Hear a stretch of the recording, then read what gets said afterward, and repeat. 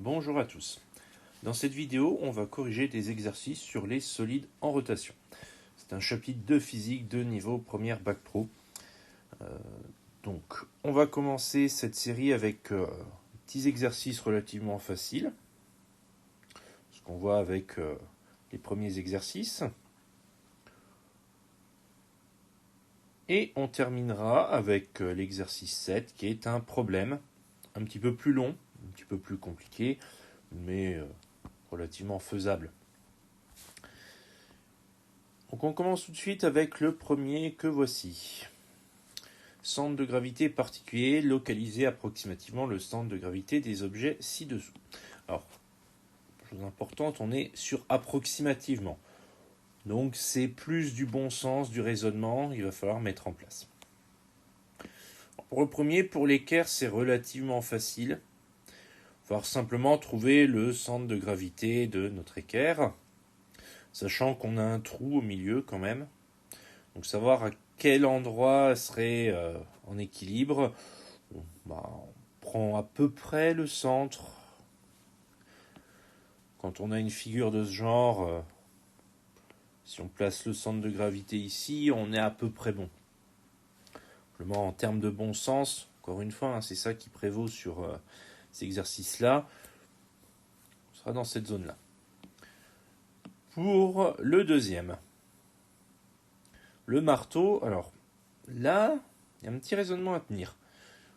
On pourrait être tenté de le mettre au centre du marteau, sauf que si on le met ici, on n'est clairement pas au bon endroit. Donc même approximativement, ça ne marche pas. Tout simplement parce que la masse ici est beaucoup plus lourde que le manche. Donc le centre de gravité, il va se trouver plutôt dans ce secteur-là, tout simplement parce que on a une masse très lourde et un manche très léger. Donc le centre de gravité va se déplacer vers la partie plus lourde. Et c'est un peu le même problème avec notre élévateur ici. Et là, on le voit bien. Si on arrive à avoir la nacelle ici, le centre de gravité, il ne peut pas être dans la zone là. Parce que s'il était dans la zone ici, ça tomberait, tout bêtement. Donc le centre de gravité, il doit forcément se trouver plutôt sur cette zone ici. Il ne va pas être au ras du sol parce que on a quand même le bras et le chariot et la nacelle qui est en hauteur. Donc ce sera plutôt dans le secteur ici. Donc si on place notre point G là, on est approximativement au bon endroit. Donc là, c'était vraiment du bon sens, mais aussi un petit peu de réflexion. Donc on va pouvoir passer à l'exercice 2. Là, on va commencer à avoir des calculs, à avoir du raisonnement et de l'application des formules. Alors dans l'exercice 2, on a Faustine qui utilise un cric hydraulique pour soulever une voiture, exerce une force F1 verticale de valeur 200 N sur le bras de levier, donc ici. Calculez le moment de la force F1 par rapport à l'axe delta. Donc, je rappelle la formule pour le moment d'une force, c'est la valeur de la force fois la distance qui sépare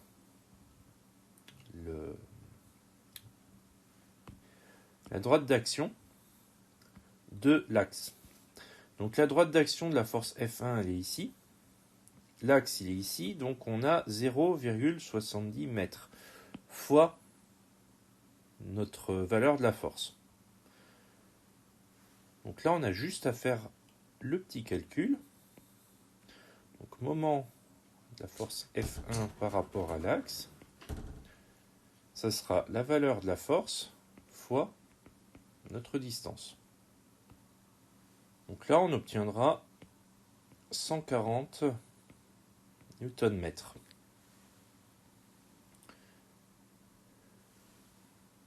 Pour la question suivante, plus d'efficacité, on lui conseille d'exercer une force F2 perpendiculairement au bras de levier. Calculez le moment de la force F2 par rapport à l'axe delta. Donc la force F2, elle est ici. Cette fois-ci, la droite d'action, elle est là. L'axe delta est toujours là. Et du coup, la distance qui sépare la droite d'action de l'axe, elle est là, elle est beaucoup plus grande. Donc dans le cas présent, pour la question 2, moment de la force F2 par rapport à notre axe,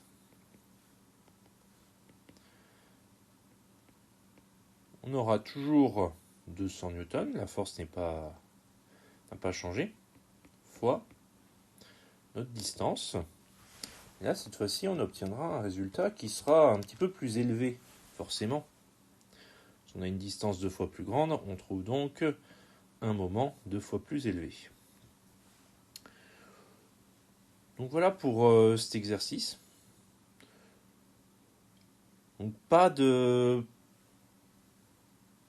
difficulté particulière, simplement une application directe de la formule pour calculer le moment d'une force.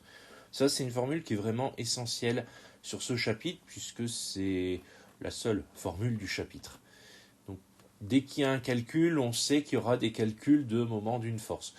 Simplement bien faire attention à exprimer la distance en mètres et la force en newton. À partir de là, on a les bonnes unités, on fait le calcul, on trouve le résultat et terminé. On va pouvoir passer à notre troisième exercice, attention aux meubles. Alors dans ce troisième exercice, on est sur l'étude d'une campagne de sensibilisation d'une célèbre enseigne de meubles. Cette campagne elle a pour but de rappeler l'importance de bien fixer les meubles au mur pour éviter les accidents domestiques, notamment les décès d'enfants suite à une chute de commode. Donc première question, expliquer pourquoi une commode fermée posée sans fixation le long d'un mur ne bascule pas. Alors, l'explication, elle est très simple. Tout simplement, la commode, s'il n'y a rien dedans, elle n'est pas fixée, on va avoir le centre de gravité qui va se situer à peu près au centre de la commode. Si le centre de gravité est à peu près au centre de la commode, elle n'a aucune raison de basculer. Elle va rester immobile, il ne se passera rien, elle ne basculera pas. Donc là, vous avez une proposition de réponse. Je vous remontrerai après les réponses, ne vous inquiétez pas. En question 2, justifier pourquoi il est dangereux de laisser un enfant grimper sur une commode. Mais tout simplement, l'enfant y grimpe comme ici, le centre de gravité il va se déplacer et donc il y aura un risque de basculement. La seule chose qu'on a besoin de savoir dans cette question, c'est pourquoi il est dangereux de laisser un enfant grimper sur une commode. La raison du pourquoi c'est dangereux, c'est parce que la commode risque de basculer. Donc dans cette question-là, on va le voir avec la correction que je vous remets, l'explication la plus simple, la commode risque de basculer si un enfant grimpe dessus, est la meilleure possible. Il ne faut pas chercher d'explications trop compliquées. Le physicien aime bien les explications simples. Là, on est sur une question de bon sens. Donc, on donne une explication simple. Risque de basculement. Enfin, dernière question, expliquer pourquoi il est recommandé de placer les objets lourds dans les tiroirs du bas et de ne pas poser d'objets lourds, télévision, par exemple, sur une commode non fixée. Alors, voilà la correction que je vous propose. Quand on place des objets lourds en bas, le centre de gravité de la commode se déplace, entre guillemets. Est-ce que le centre de gravité, c'est juste un point, mais en tout cas, la zone de gravité va être vers le bas, et plus c'est bas, plus ça va être stable. A l'inverse, contrario, les objets lourds sur la commode vont déplacer le centre de gravité vers le haut, ce qui va rendre l'ensemble moins stable. Forcément, si on reprend notre petit dessin de commode, si le centre de gravité est ici, pour le faire basculer, bon courage. Si par contre votre centre de gravité il est là, un petit coup et puis ça peut vite se déplacer et vite faire basculer l'ensemble. Donc ça, c'est la raison pour laquelle on va plutôt mettre les objets lourds en bas et mettre des choses légères sur le haut. Bien entendu, si on veut mettre une télévision sur une commode, eh bien on la fixe. Tout simplement. Et c'est d'ailleurs l'objet de la campagne de sensibilisation. Alors, vous allez me dire, ouais, mais chez vous, vous avez peut-être des meubles télé qui ne sont pas fixés. Oui, c'est possible. Mais ce ne sont pas des commodes, ce sont des meubles dédiés à la télévision qui sont conçus justement pour que ça ne bascule pas quand il y a une télévision dessus. Autre chose, rappelez-vous aussi de la date, 2015, les télés pesaient un petit peu plus que les télés actuelles. Donc il y avait quand même un petit peu plus de risques. Plus la masse est élevée sur les télévisions, plus il y a risque de basculement, forcément. Donc tout ça, c'est un ensemble. C'est pas... Il faut vraiment voir le problème de façon globale, pas simplement poser des questions et les enchaîner sans prendre en compte le reste. Donc là, vraiment, globalement, le pourquoi de la campagne de sensibilisation, c'était d'éviter les basculements et les accidents domestiques. Et il y a les raisons physiques derrière qu'on a expliquées dans l'exercice. On va maintenant passer aux exercices suivants. Pour le 4, on est sur un écrou qu'on va dévisser en exerçant une force F de valeur 100 N à une extrémité à 20 cm d'une clé à pied perpendiculairement à celle-ci. Donc on a le petit schéma ici. Donc on a la force, 100 N, on a la distance. Il n'y a plus qu'à calculer le moment, force fois distance. Attention, la distance doit être mise en mètres.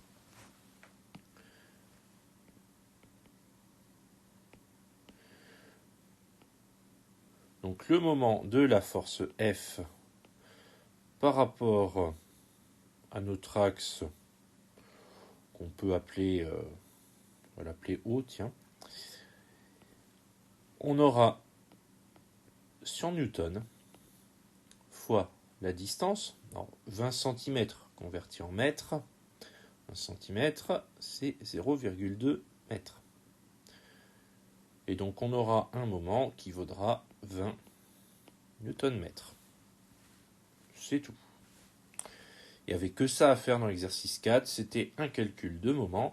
Et quand on commence à comprendre comment ça marche, ça va très vite. L'exercice 5, c'est le même principe. On a un calcul de moment. Alors cette fois-ci, on a une force de 10 newtons exercée ici. Le bras de levier de la force, on nous le donne, 127 mm. Calculer le moment de la force par rapport à l'axe de rotation. Là encore, on applique la formule. Donc le moment de la force F par rapport à l'axe delta. La valeur de la force 10 newtons. La distance 127 mm. Il faut convertir ça en mètres, comme à chaque fois. Donc là, ça fera du 0,127. Et ça nous donnera 1,27 Nm. Donc là, avec ces deux petits exercices, on voit très clairement que les calculs de moment, ce sont des choses très faciles, très rapides à faire, à condition bien sûr de connaître sa formule. La formule n'est pas compliquée, la force fois la distance. La distance de quoi ? La distance qui sépare notre droite d'action de la force par rapport à l'axe de rotation. C'est ce qu'on appelle le bras de levier. Si on maîtrise ça, on maîtrise vraiment le calcul. Il est vraiment tout simple à faire. Faire bien attention aux unités, la distance en mètres, ça c'est le seul petit piège qui peut exister. Et en dehors de ça, il n'y a absolument aucun problème pour faire ça, aucune difficulté. Donc on va maintenant passer à l'exercice suivant, l'exercice 6. Alors dans l'exercice 6, on a 3 personnes, Xiaoya, Max et Fred, sur des chaises. Et on veut savoir s'il y a un risque de basculement dans une des 3 situations en justifiant les réponses. Alors, là, il faut regarder une chose. Il y a une notion dans le cours qui parle de la condition d'équilibre d'un objet reposant sur sa base de sustentation. En fait, à partir du moment où le centre de gravité se situe au-dessus de la base de sustentation, il n'y a pas de risque de basculement. S'il n'est pas au-dessus de la base de sustentation, il y a risque de basculement. La base de sustentation, il va falloir repérer ce que c'est dans chacun des cas. Pour la 1, on va la voir ici. Toute cette partie, je suis en train de mettre en bleu, ça va être la base de sustentation pour le 1. Pour le 2, elle va être au même endroit. Pour le 3, on a aussi le support de la chaise, ça ne change pas. Mais il y a également le pied qui rentre en compte, donc on a la totalité. Si on regarde au niveau des centres de gravité, est-ce qu'ils sont dessus? De toute façon,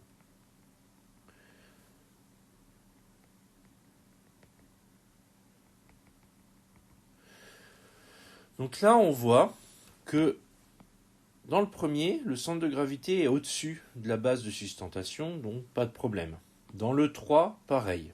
Dans le 2, par contre, le centre de gravité n'est pas au-dessus de la base de sustentation, donc là, il y a un risque de basculement. Je vous ai donné l'explication, les justifications. Maintenant, il suffit simplement de rédiger tout ça. Donc, on va se mettre ici.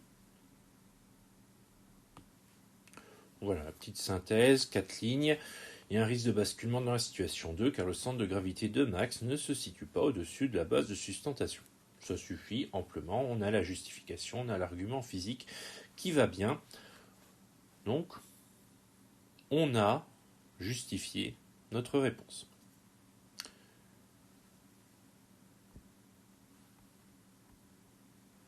Donc voilà pour cet exercice. Maintenant, on va pouvoir passer au problème que voici. Alors, problème 7. Quelle est la masse que peut soulever le chariot élévateur?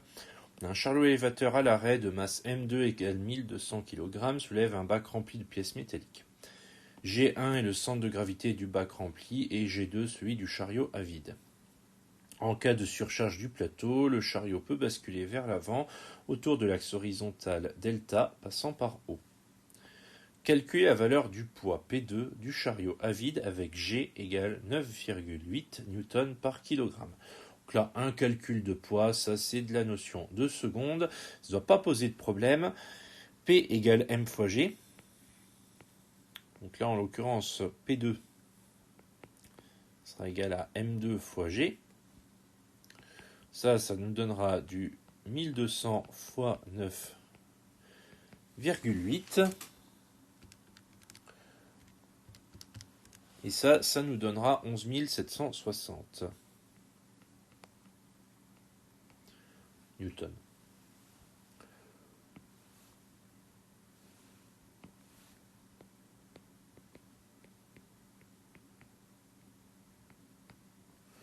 Donc là, une petite question de mise en jambe.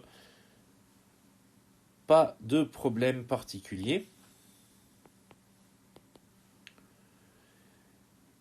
Et aucune difficulté normalement de calcul. Quand on est en première, on sait calculer un poids. Ensuite, en question 2, à l'équilibre, la valeur de P1 est-elle inférieure, égale ou supérieure à celle de P2? Alors, là, c'est vraiment du raisonnement. Savoir si, quand on est à l'équilibre, la valeur du poids de notre bac de pièces métalliques sera inférieure, égale ou supérieure à celle du chariot. Là, il va falloir bien réfléchir. Alors, déjà, à l'équilibre, ça veut dire que le système ne bouge pas. C'est-à-dire que c'est parfaitement équilibré. Est-ce que le poids du bac de pièces métalliques va être plus grand? Certainement pas, sinon il y a obligatoirement un risque de basculement. Est-ce qu'il va être inférieur? Pourquoi pas? Ça ne bougerait pas. Est-ce que ça va être égal? Pourquoi pas non plus? Ça pourrait éventuellement, mais bon, tout dépend où il est placé. Non, on ne sait pas vraiment où va se situer la masse. Donc, point d'interrogation. En tout cas, il peut être inférieur, peut être égal, mais certainement pas supérieur. Là, c'est ce qu'on peut dire au moment de l'exercice. À ce stade-là de l'exercice, P1, c'est inférieur ou égal à P2. En fait, tout va dépendre des moments. Les moments, on nous demande de faire l'inventaire, il y en a deux. Il y a le poids 1 par rapport à l'axe de rotation et le poids 2 par rapport à l'axe de rotation. Donc, en l'écrivant correctement, on aura M de P1 par rapport à delta et M de P2 par rapport à delta. C'est tout ce qu'il y a. On ne voit pas d'autre a priori. La question 4, écrivez la condition d'équilibre du système autour de l'axe delta, déduisant la valeur du poids P1 du bac de manutention. Alors là, ici, la condition d'équilibre, vous avez normalement vu que pour qu'un solide soit fixe, pour qu'un solide soit en équilibre en tout cas, donc fixe, qui ne bouge pas, il faut que la somme des moments qui tendent à le faire tourner dans un sens soit égale à la somme des moments qui tendent à le faire tourner dans l'autre sens. Ça, c'est du cours. Donc c'est la condition d'équilibre. Donc retranscrit dans l'exercice.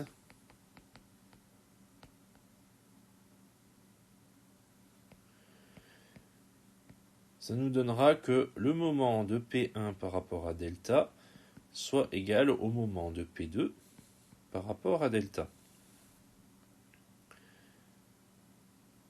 Donc déduisez-en la valeur du poids P1 du bac de manutention. Alors, comment on va pouvoir faire ça? Alors pour répondre à cette question, il va falloir émettre une hypothèse. Tout simplement parce qu'on n'a aucune indication de distance actuellement. On peut juste supposer, faire la supposition que G1 et G2 soient tous deux à égale distance de l'axe delta. Si on émet cette hypothèse, on va pouvoir répondre à la question. Donc en faisant l'hypothèse là, on va en déduire que P1 égale P2 égale à 11 760 newtons. Pour la question suivante, déterminer la masse M1 de charge maximale au-delà de laquelle un basculement du système risque de se produire. Eh bien, là, tout simplement, si on dépasse 1200 kg, il y a un risque de basculement. On reste dans la logique, on a un poids identique, donc la masse forcément va être identique puisque dans les deux cas on est toujours sur Terre, heureusement, vu que c'est un chariot élévateur.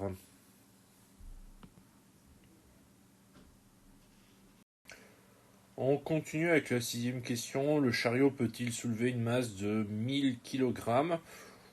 De toute évidence, oui, par rapport à ce qu'on a dit précédemment. La masse maximale, c'est 1200 kg, donc 1000 kg, ça pose pas de problème.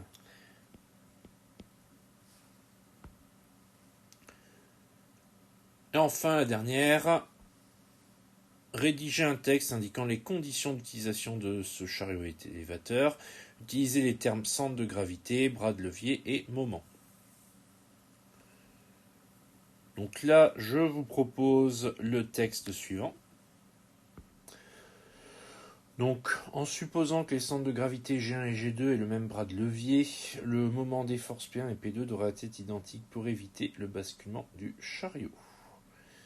Il conviendra donc de ne pas soulever de masse supérieure à 1200 kg. Ça, c'est tout ce qu'on peut dire sur ce chariot élévateur. La grosse difficulté de ce problème, c'est qu'il y avait beaucoup de suppositions à faire puisqu'on ne nous donnait pas toutes les indications pour apporter une réponse ferme et définitive, complètement tranchée. Donc on doit se baser sur des hypothèses plausibles. C'est quelque chose qu'on peut tout à fait faire en physique, émettre une hypothèse et raisonner à partir de cette hypothèse. Donc ça, c'était vraiment la petite difficulté dans cet exercice 7, ça a raisonné sur des hypothèses. Donc voilà pour cette feuille d'exercice. Donc ces exercices sur les solides en rotation. Alors c'est vraiment un chapitre qui ne présente pas d'exercices difficiles. Vous l'avez vu dans les corrections, la plupart des exercices, ça se résume à du raisonnement. Il y a beaucoup de raisonnement, beaucoup de réflexions à avoir sur ce chapitre, et il y a un calcul, celui du moment d'une force.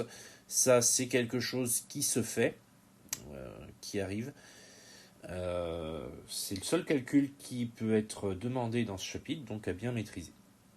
Donc si vous avez des questions, n'hésitez pas à me les poser, je répondrai avec plaisir. Et sinon, je vous dis à très bientôt.